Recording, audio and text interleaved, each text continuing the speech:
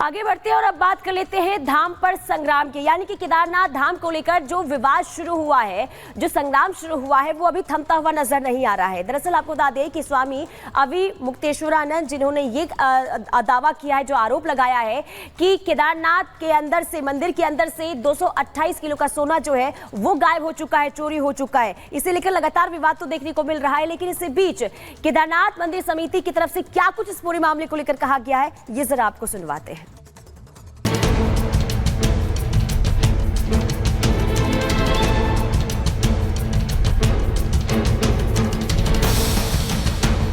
केदारनाथ धाम, वो धाम जिसके दर्शन के लिए देश से ही नहीं विदेश से भी भक्त पहुंचते हैं, लेकिन अब धाम को लेकर नया विवाद शुरू हो गया है। सबसे पहले शंकराचार्य अविमुक्तेश्वरानंद को सुनिए। तो जब वहाँ पर घोटाला हो गया तो अब आप दिल्ली में केदारनाथ बना लोगे, वहाँ पर फिर दूसरा घोटाला करोगे। 228 किलो सोना केदारनाथ से गायब कर दिया गया।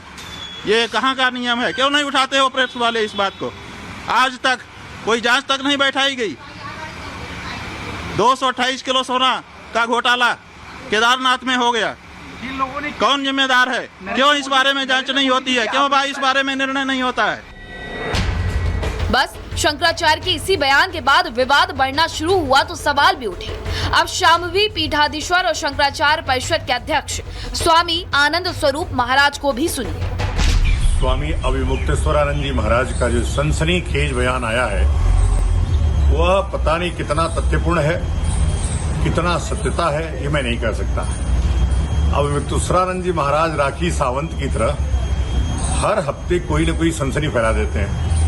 अब उस सनसनी पे सरकार को कितना सीरियस होना चाहिए, नहीं होना चाहिए, वो अलग विषय है। इसका सोना था, कहाँ सोना था, कौन सा सोना था, उसका तथ्य क्या है, इस प्रकार से अनर्गल राजनीतिक बयान देना रोज रोज, यह एक सन्यासी के लिए शोभा नहीं देता है।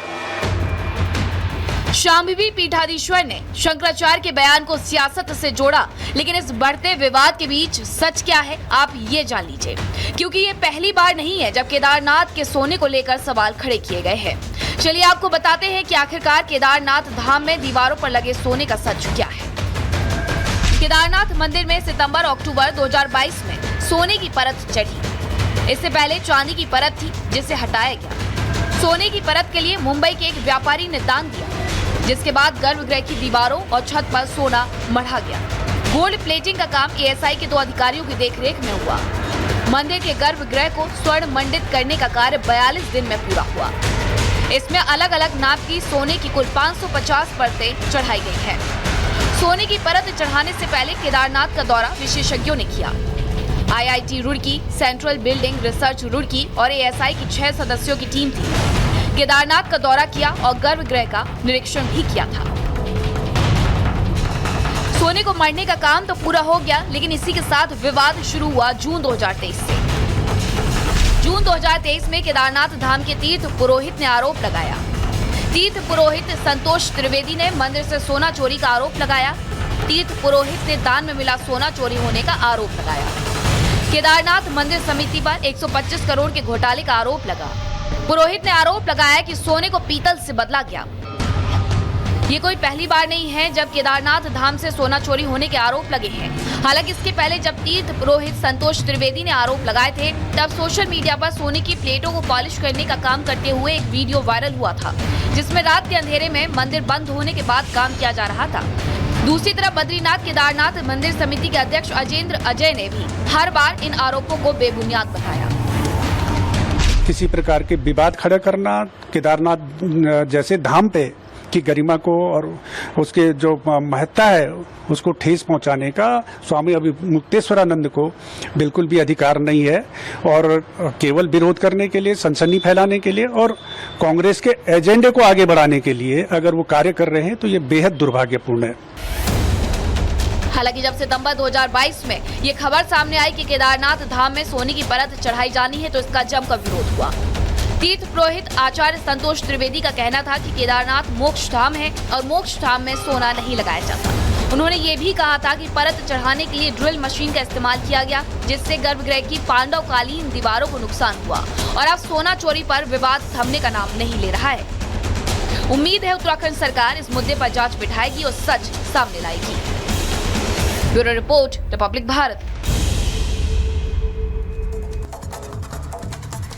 तो एक तरफ केदारनाथ धाम से सोना चोरी को लेकर लगातार विवाद देखने को मिल रहा है, लेकिन दूसरी तरफ धामी सरकार की कैबिनेट ने एक बड़ा फैसला चार धाम को लेकर लिया है। दरअसल चार धाम को लेकर जो ट्रस्ट बनाया करते थे वो अब नहीं हो पाएंगे। अगर ऐसा होता भी है, यानी कि ट्रस्ट बनाया भी जाता है चार धाम यात्रा के नाम पर, तो अब उसे लेकर कानूनी कार्रवाई जो है वो की जाएगी। रिपोर्ट देखिए।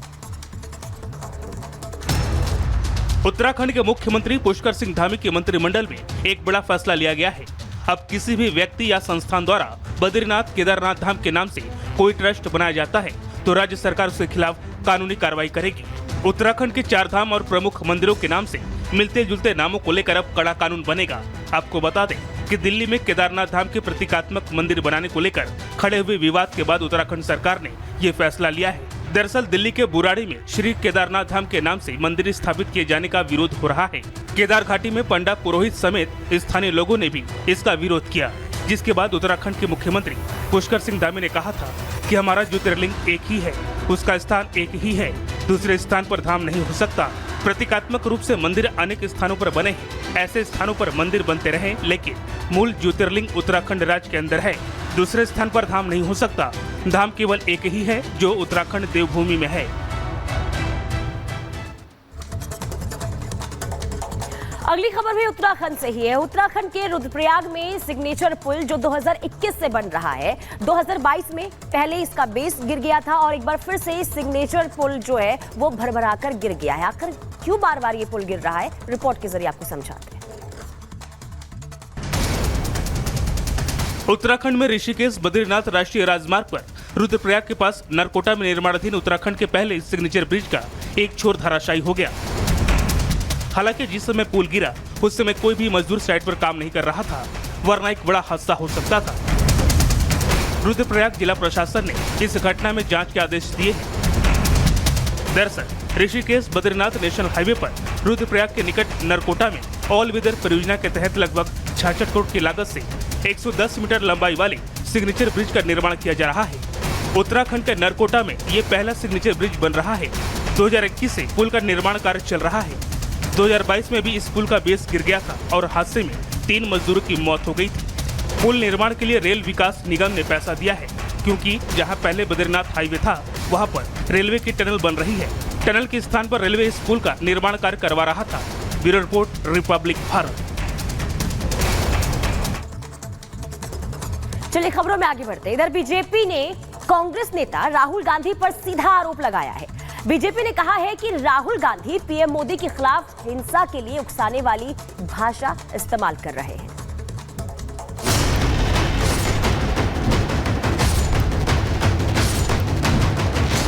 सियासत वो हवा है जो वोट के लिए सामाजिक ताने बाने को तोड़ने में भी गुरेज नहीं करता है। वहीं दूसरी तरफ सियासत में इतनी ताकत है कि लोगों में भाईचारे का प्रभाव फैला सकता है। लेकिन आजकल नेताओं को न जाने क्या हो गया है, उन्हें बिना जहर उगले चैन नहीं आता। चाहे वो कांग्रेस के नेता हो या फिर बीजेपी के या फिर समाजवादी पार्टी के, हवाम में सब नंगे हैं। देश की खराब होती गंगा जमुनी तहजीब पर बीजेपी सांसद ने चिंता जताई है और इसका ठीकरा कांग्रेस पर फोड़ा है। हिंसा और हत्या जैसे शब्दों का प्रयोग, किसी के प्रति आक्रमण, मारना, पीटना, कब्र खुदेगी जैसे शब्दों का प्रयोग बंद होना चाहिए। चूंकि याद रखना चाहिए कि लगेगी आग तो आएंगे घर सभी जद में, यहां पे सिर्फ हमारा मकान थोड़ी है। तो मैं